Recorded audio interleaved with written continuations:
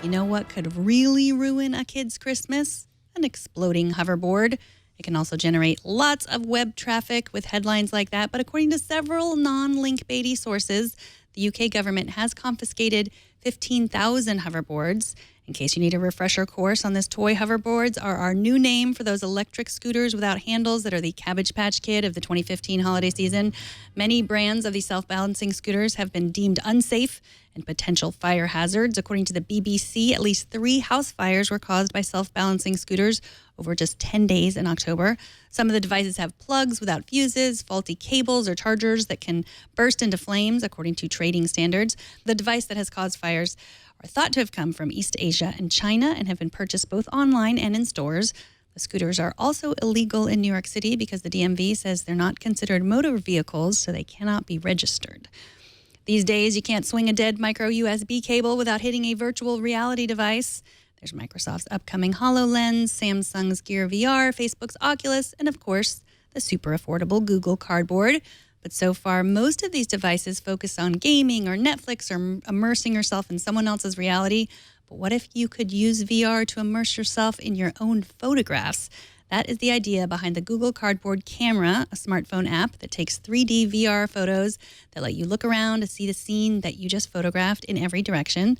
The photos are still not moving like some more high-tech VR. To view them, you will need Google Cardboard. You've probably seen Leo take these kinds of photos with his Ricoh Theta, but today Google launched an app that will let you do this with any Android phone. The Cardboard Camera app works similarly to the panorama feature in most smartphone cameras.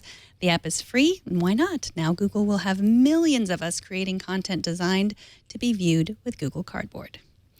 2.5 years in prison. That is the sentence for revenge porn website evil mastermind Hunter Moore. Moore has often been called the most hated man on the internet, and his website, called Is Anyone Up?, is now down. There is still family-unfriendly content there, so go there at your own risk.